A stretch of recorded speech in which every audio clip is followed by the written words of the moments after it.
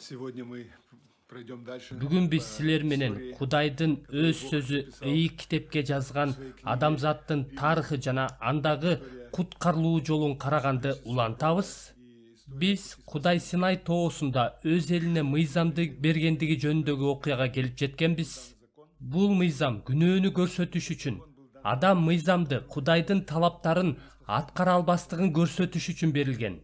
Адам үчүн бул мыйзамды аткарууга мүмкүн эмес болгон, анткени Кудай ыйык жана анын мыйзамын, анын талаптарын 100% аткарышы керек болгон. Биз бул жөнүндө караганбыз жана Кудай бул кырдаалдан чыгуу жолун өзү берген. Кудай Мусага жыйын чатырын курууга буйрук берген жана Муса аны Кудай кандай көрсөтсө, өзү эч нерсени кошпостон так ошондой кылып курган. Күнөөкөр адам ал жыйын чатырында күнөөсү үчүн курмандык чалып, бул аркылуу анын жазасы кийинкиге жылдырылган. Анткени күнөөсүз малдын каны күнөө үчүн жаза өлүм экендигинин күбөлүгү катары болгон. Бул Кудай көрсөткөн чыгуу жолу болгон жана биз булардын бардыгын мурунку насаатта караганбыз. Эми чыгуу жолу табылгандан кийин, тактап айтканда, эл күнөөкөр болсо дагы Кудай элдин арасында жашай берген. Анткени элдин арасында жайгашкан жыйын чатыр аркылуу, башкача айтканда бул жол аркылуу эл андан ары сапарын улантууга мүмкүн болгон. Ошентип эл Синай тоосунан Ханаанды көздөй сапарын улантып баштаган. Биз бул сапардагы бардык окуяларга токтолбойбуз. Бул сапарда эл дайыма Кудайга жана Арунга наалыган жана Кудай аларды жазалап турган. Кудай аларга асмандан күн сайын манна жаадырып турган. Эл күн сайын эртең менен ал маннадан чогултуп, андан уун, нан жана ар кандай тамактарды жасай алышкан.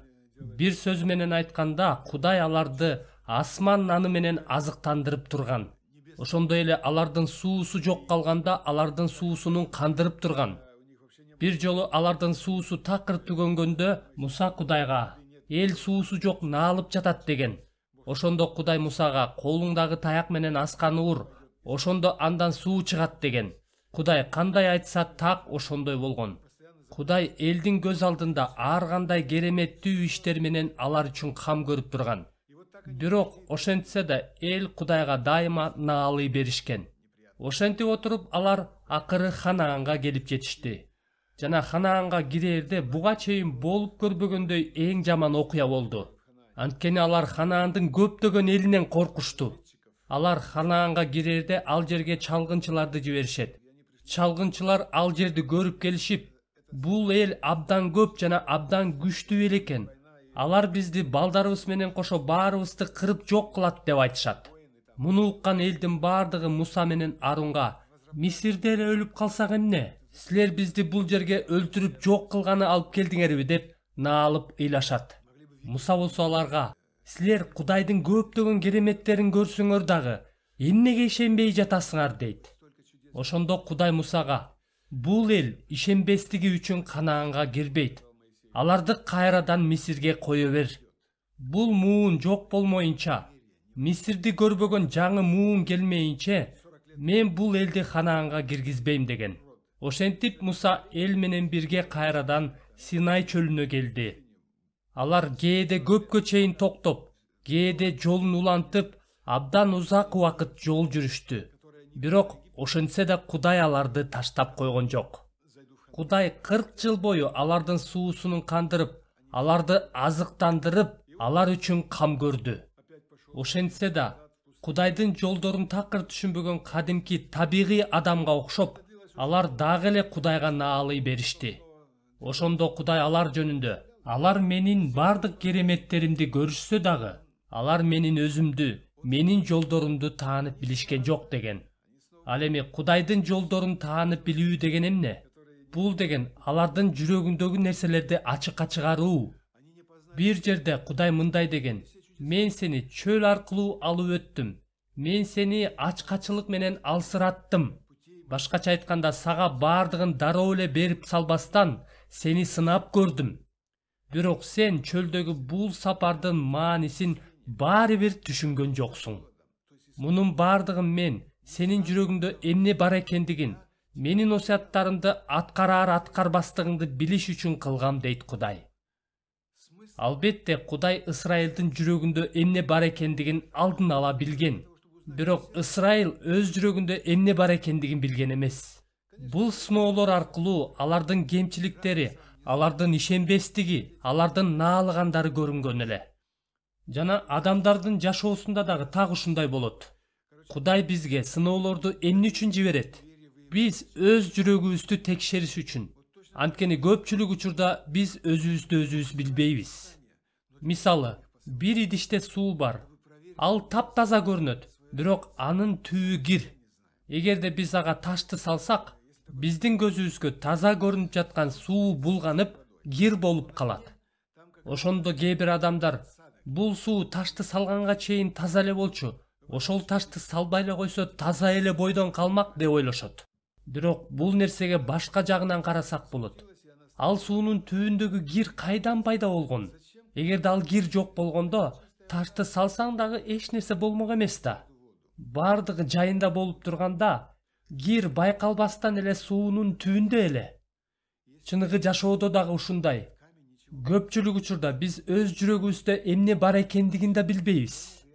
Жанагы ташты сууга ыргыткан сыяктуу, Кудай дагы биздин жашообузга, биз ага ишенебизби же наалыйбызбы, сыноонун акыркы максатын түшүнбөй жатсак дагы, ага таянабызбы же жокпу, буларды ачыкка чыгарыш үчүн сыноолорду жана кыйынчылыктарды жиберет. Чөлдөгү сыноолор аркылуу Кудай Ысрайылдын жүрөгүн текшерген. Жана бул аркылуу алардын жүрөгүндөгү кирлер, тактап айтканда, ишенбестик, наалуу дайыма чыгып турган. Бир жолу мындай окуя болду. Мен силерге бир гана окуяны айтып берейин. Ысрайыл кайрадан Кудайга наалыганда, Кудай аларды жылаандар менен жазалаган. Мен бул окуяны силерге окуп берейин. Эдом жерин айланып өтүш үчүн алар Ор тоосунан Кызыл деңизге карай кеткен жол менен жөнөштү. Жолдо элдин чыдамы кете баштады. Алар Кудайга каршы, Мусага каршы мындай деп наалышты. Бизди Мисир жеринен чөлдө өлсүн деп алып чыктыңар беле. Анткени бул жерде нан да, суу да жок. Бул жарыбаган тамак көңүлүбүзгө тийди. Асмандан түшкөн маннаны алар жарыбаган тамак деп дайыма Кудайга наалышкан. Ошондо Теңир элге уулуу жыландарды жиберди. Алар Ысрайыл уулдарын чагышты. Ошондо алардын бир тобу өлдү. Анан эл Мусага келип мындай деди: Биз Теңирге жана сага каршы сүйлөп күнөөгө баттык. Теңирге сыйынчы, ал жылаандарды жоготсун. Ошондо Муса эл үчүн сыйынды. Теңир Мусага мындай деди: Жезден жылан жасап, шыргыйга кадап кой. Жылан чаккан киши аны бир караса эле тирүү калат. Муса жезден жылан жасап, шыргыйга кадап койду. Жылан чаккан киши жез жыланды карап, тирүү калып жатты. Бул абдан кызыктуу окуя. Бардык жерди жыландар каптап, элди чагып, элдер алардан кантип арылууну билген эмес. Бирок качан гана алар күнөөсүн сезип тоо кылганда, Кудай аларга чыгуу жолун көрсөттү. Ал эми бул чыгуу жолу өзгөчө чыгуу жолу болгон. Бул чыгуу жолун Муса дагы эч бир адам ойлоп таба алмак эмес. Анткени бул кырдаалдан чыгуу үчүн Кудай өзгөчө жолду көрсөткөн. Кудай элге жыланга каршы курал же уу берген жок. Элге жыландардан арылыш үчүн аларды өлтүрүп же кубалашы керек болгон эмес. А канткенде алардан арылып, аларды жок кылуу керек. Кудай Мусага: Жезден жылан жасап, аны бардыгы көр алгыдай кылып, өйдө жака шыргыйга илип кой. Ким аны караса өлбөй тирүү калат деди.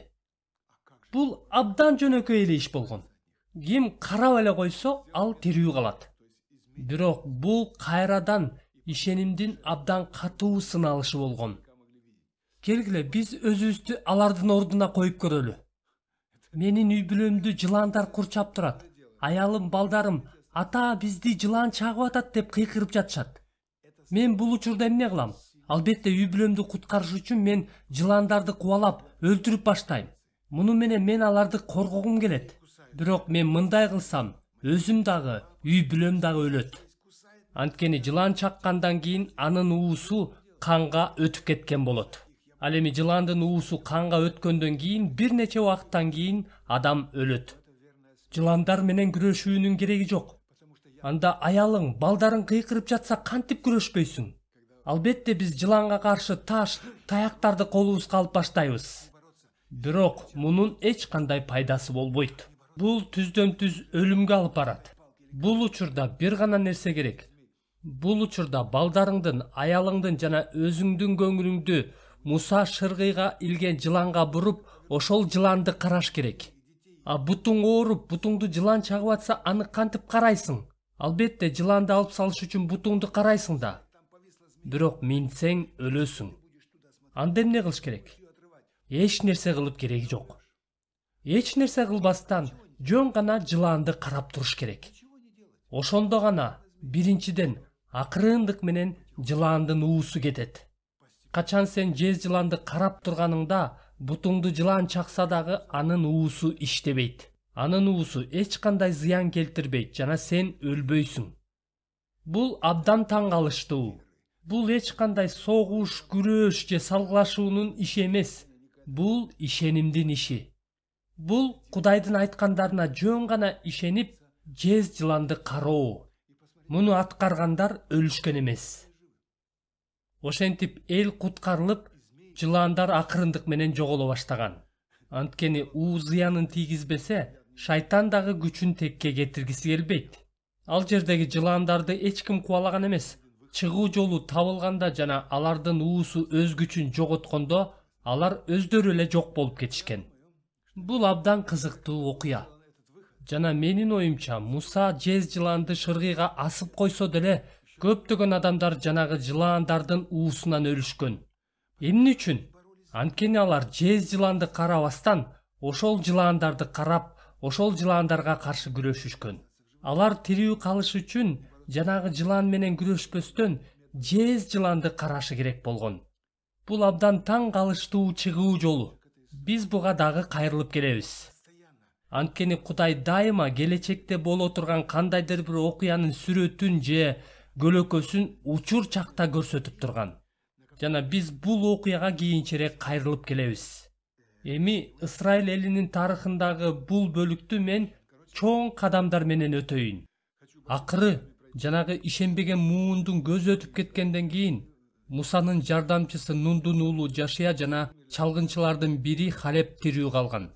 Ал экөө элди Кудайга наалыбаганга, биз бул согушта жеңишке жетебиз деп элди ишендирүүгө аракет кылышкан. Кудайга ишенген ушул экөө гана Ханаанга киришкен, калган эл кирген эмес. 40 жылдын аралыгында эл акырындык менен өлүп отуруп, Халеп менен Жашиядан башка эч кимиси калган жок. Атүгүл Муса дагы Ханаан жерине кирген эмес. Ханаанга кирердин алдында Иордан дарыясынын жанында Кудай Мусаны тоого чакырып, бул тоо Нева деп аталат, ал бүгүнкү күндө Иорданиянын чыгыш тарабында жайгашкан. Ушул тоонун үстүнө Кудай Мусаны чакырып, ага Ханаан жерин жана анын бардык тегерек четин көрсөткөн. Анан Кудай ага: "Бирок сен Ханаан жерине кирбейсиң. Сен өз кызматыңды, өз миссияңды аягына чыгардың. Мындан ары элди сенин жардамчың Нундун уулу Жашия алып барат" деген. Кыскасы, ошон менен Муса тоодон түшкөн эмес. Ал ошол жерде көз жумган. Аны Кудай өзү көмгөн. Анын сөөгү кайсыл жерге коюлгандыгын ушул күнгө чейин эч ким билбейт. Жана Исраил эли Мусаны жоктоп 30 күн аза күтүп ыйлашкан. Ошентип алар Ханаан жерине киришти. Эми жаңы этап башталды. Мен бул окуялардын ар бирин ийне жибине чейин айтпайм. Исраил эли Ханаан жеринде жашаган бардык элдерди акырындык менен кууп чыгышкан.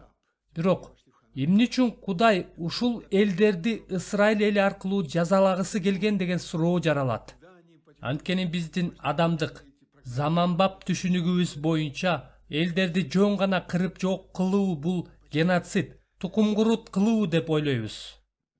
Бирок ошол учурда бул элдердин жазаланышынын убактысы келип жеткен эле. Кудайда бардык нерсе өз убагында бышып жетилет, өз убагында аткарылат.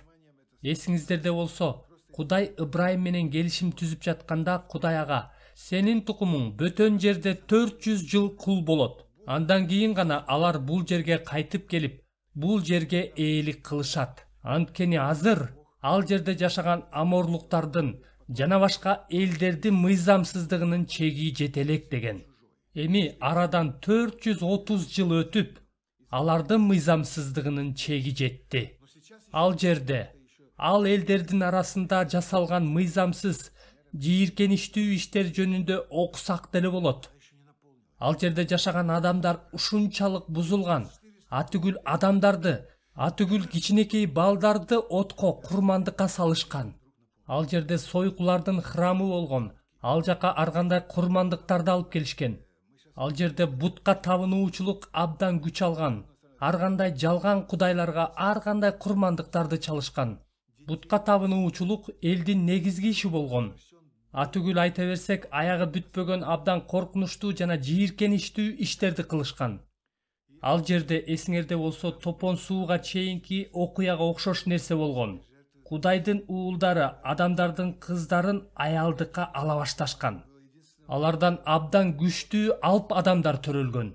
Мына ошол себептен чалгынчылар кайтып келишкенде элге алар абдан күчтүү алп адамдар экен. Биз алардын алдында абдан кичинекей чегиртке сыяктуу эле болуп калдык дешкен. Ошентип, Канаан жеринде жашаган бардык элдер бардык жактан абдан бузулуп, алардын бузукулугунун чеги жеткен. Мисалы, эгерде адамда аппендицит жарылса, анда аны тез арада алып салуу керек. Болбосо ал бүт денеге жайылып, адам өлүп калат.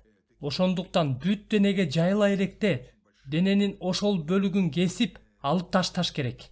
Ошол сыяктуу эле Кудай жаза менен, сот менен гана чече турган кырдаалдар болот. Бул топон суу убагында Кудай жер бетинен адамдарды толук жок кылган сыяктуу.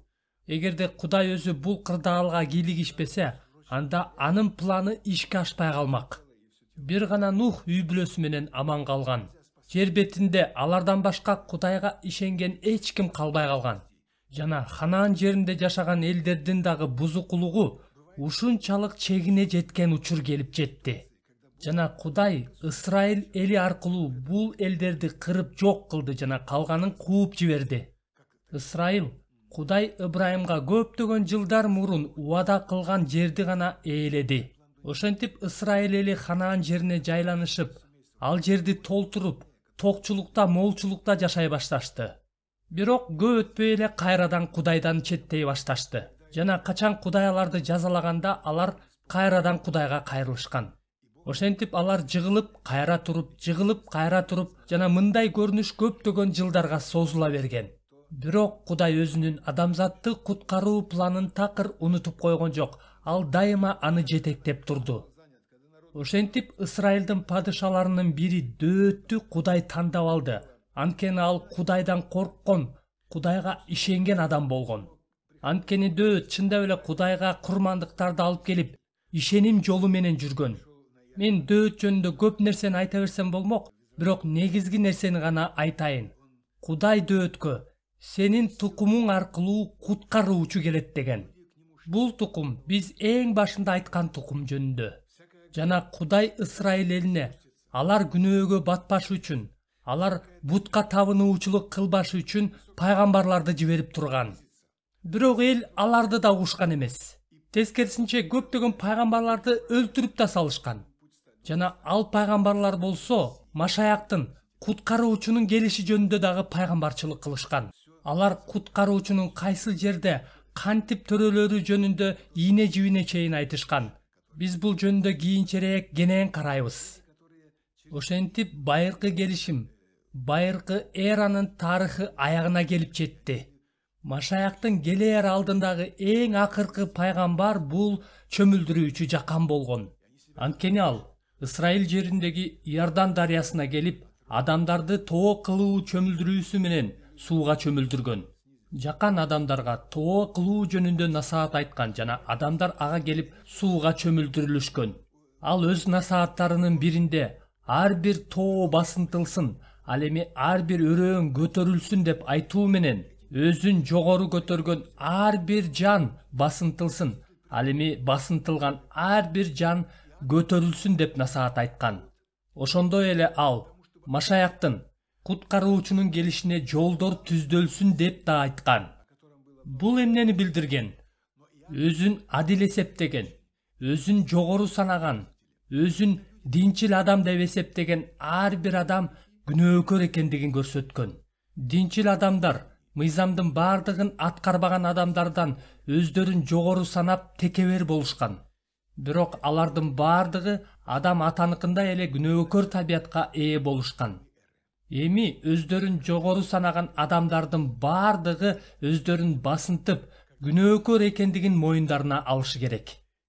Ал эми күнөөкөрлөр үчүн жогору көтөрүлүүгө, башкача айтканда куткарылууга мүмкүнчүлүк бар экендигин алар көрүшү керек. Эми болсо өздөрүн жогору көтөргөндөр жана басынтылгандар үчүн дагы бир жол, бирдей жана тегиз жол болот.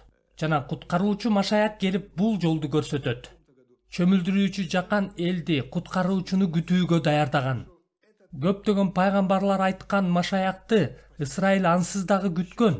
Бирок жакан болсо элдин куткаруучуга муктаждыгын күчөткөн. Эл муну толук түшүнбөсө дагы, алар күнөөлөрүн моюндарына алып жатышты. Ким күнөөсүн жана куткаруучуга муктаждыгын мойнуна алса, жакан аларды сууга чөмүлдүрүп жатты. Эми биз жаңы эранын, жаңы замандын башталышын карайбыз. Мына эми адамзаттын тарыхында куткаруучу келе турган мезгил да келип жетти. Бул куткаруучу келгенден баштап мезгилдин жаңы санагы башталган. Бул дүйнөдөгү падышалар же улуу адамдар жөнүндө алар мынчанчы жылы төрөлүп, мынчанчы жылы өлгөн деп жазылат. Ал эми куткаруучу Машаяк бул дүйнөгө келгенде убакыттын саны 0 коюлган. Куткаруучу төрөлгөндөн баштап жаңы санак, жаңы заман башталган. Жана биз ушул күнгө чейин мектепте тарых сабагынан окуганыбыздай биздин заманга чейин жана биздин замандан кийин, башкача айтканда Машаяк төрөлгөнгө чейин жана Машаяк төрөлгөндөн кийин деп айтып келебиз. Жана бүт дүйнө бул нерсени сактагандыгы абдан кызык. Анда келгиле биз Лука жазган жакшы кабардан байыртадан эле Адам атага убада кылынган жана бул убаданы адамзаты көп убакыт бою күтүп келген жана көп убакыт бою аткарылбаса дагы Кудай аны эч унуткан эмес жана ал адамзаттын тарыхында сөзсүз аткарылышы керек болгон бир бөлүк болгон. Анткени Кудайда ар бир нерсенин өз убагы бар. Ошентип адамзатты көпкө күткөн Машаяктын бул дүйнөгө келер мезгили да келип жетти. Ал куткаруучу Машаяк бул дүйнөгө адам болуп келген, бул дүйнөдө адам болуп төрөлгөн.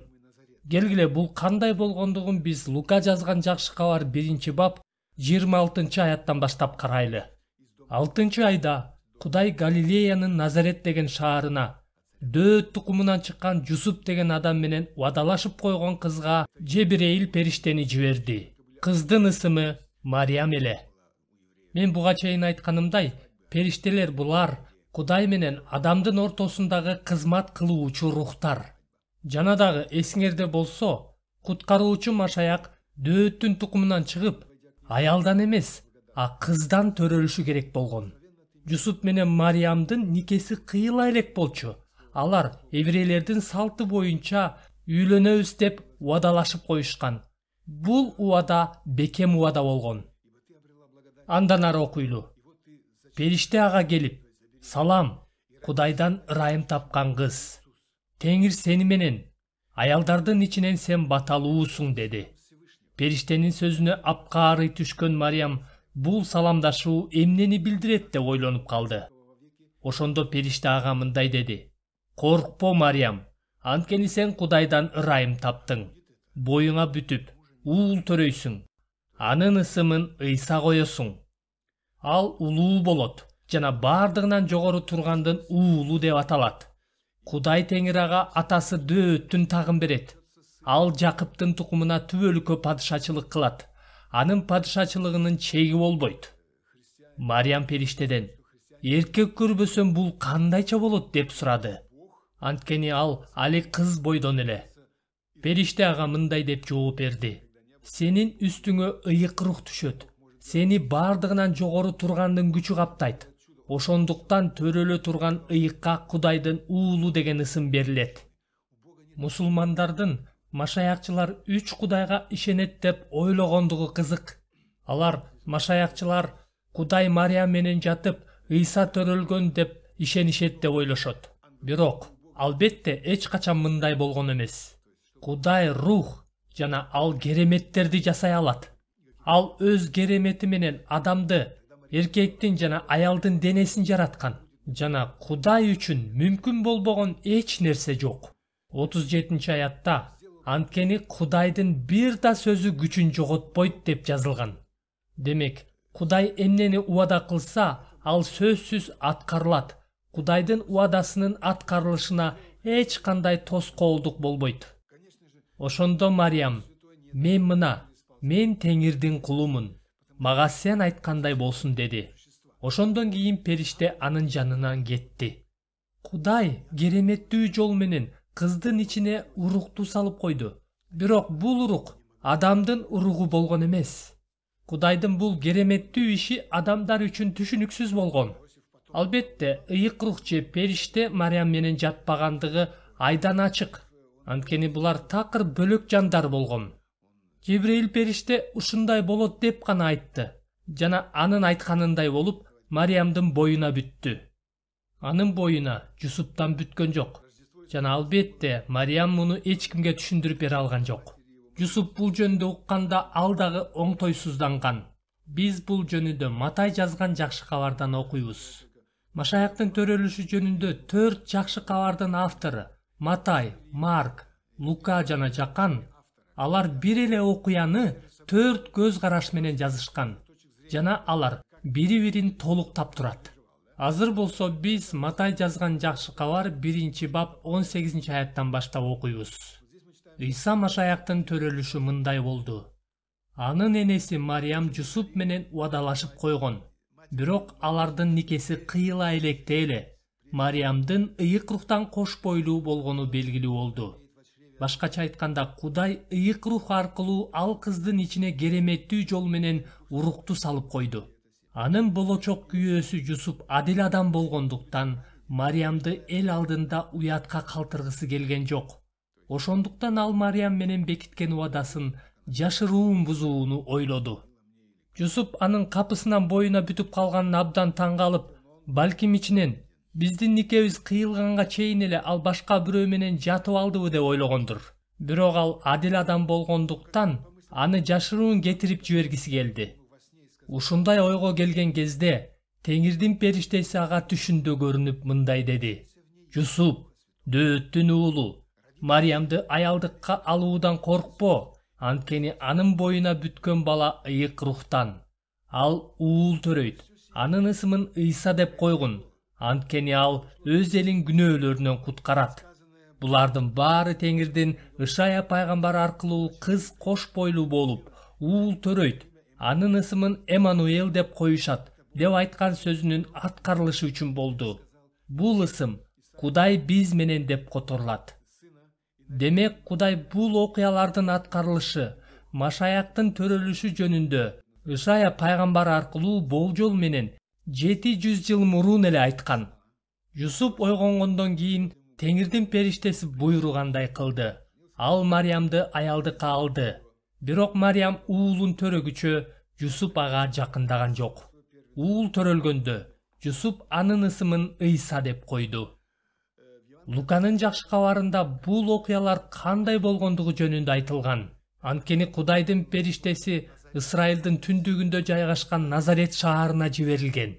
Бирок бул шаар Дөөттүн шаары болгон эмес. Дөөт падыша болсо Бейтлехем шаарынан болгон эле. Ал эми Жусуп болсо Дөөттүн тукумунан болсо дагы жүздөгөн жылдардан кийин кандайдыр бир шарттарга байланыштуу Мариям менен Назарет шаарында жашаган эле. Эми абдан кызыктуу окуя башталат. Анткени бул баш катырманын ар бир бөлүгү өз ордунда болушу керек. Анткени анын бир гана бөлүгү бар. Убадаланган Машаяк Бейтлехемде гана төрөлүшү керек. Пайгамбарлардын бири бул шаар жөнүндө мындай деп айткан жери бар. Бирок сен Бейтлехем, жүйүт жери, жүйүттүн башка шаарларынан эч бир нерсең менен кем эмессиң. Анткени сенден менин элим Ысрайылды жетектеп жүрө турган жол башчы чыгат. Демек Машаяк Бейтлехем шаарынан келиши керек. Бул жөнүндө алдын ала пайгамбарчылык айтылган. Жана биз Лука 2-бап 1-аяттан баштап мындай деп жазылган кызыктуу жерлерди окуйбуз. Ошол мезгилде Ысрайыл Римдик басып алуу астында жашап жаткан эле. Анткени ошол мезгилде Рим империясы ошол жерлерде падышачылык кылып жаткан болчу. Жана Август ошол мезгилде Рим императорлорунун бири болгон. Ошол күндөрдө Рим императору Август бүт өлкөдө эл каттоо болсун деген буйрук чыгарды. Бул Кибрени Сирияны башкарып турган убакта болгон биринчи эл каттоо эле. Бул тарыхый окуяларды Рим императору атактуу Август жөнүндө биз тарыхтан бул окуялардын чыныгы болгондугун изилдеп көрсөк болот. Ошондо каттоодон өтүш үчүн ар ким өз шаарына барды. Жусуп да Галилеядагы Назарет шаарынан Жүйүт аймагына Дөөттүн шаары Бейтлехемге жөнөдү. Анткени ал Дөөт падышанын тукумунан эле. Ал өзү менен уадалашып койгон кош бойлуу аялы Мариям менен бирге каттоодон өтмөкчү болду. Биз ушуну менен сабакты кыскача жыйынтыктайбыз. Анткени бул жерден Кудай тарыхтын бир чоң бөлүгүн жараткан. Капысынан Рим императору Август өз элинин саны канча экенин билгиси келди. Ошол мезгилде азыркындай эч кандай компьютерлер же маалымат технологиялары болгон эмес. Ар бир адам өзү кайсыл жерде төрөлсө, ошол жерге барып каттоого турушу керек болгон. Ошондуктан көп сандаган адамдар өз төрөлгөн жерлерине барып каттоого турушкан. Жана так ушул маалда Мариямдын төрөр маалы жакындап калганда Кудай окуяны ушундайча айландырып койду. Ошентип Жусуп менен Мариям каттоодон өтүш үчүн Жусуп төрөлгөн Бейтлехем шаарында болуп калышты. Бул шаар Дөөт падышанын шаары болгон. Жана анын тукуму Машаяк Бейтлехемден төрөлүшү керектиги жөнүндө пайгамбарчылык айтылган. Ал кантип төрөлгөндүгү жана тарых андан ары кандайча улангандыгын биз кийинкиде карайбыз. Как дальше развивалась история, мы будем в следующий раз говорить.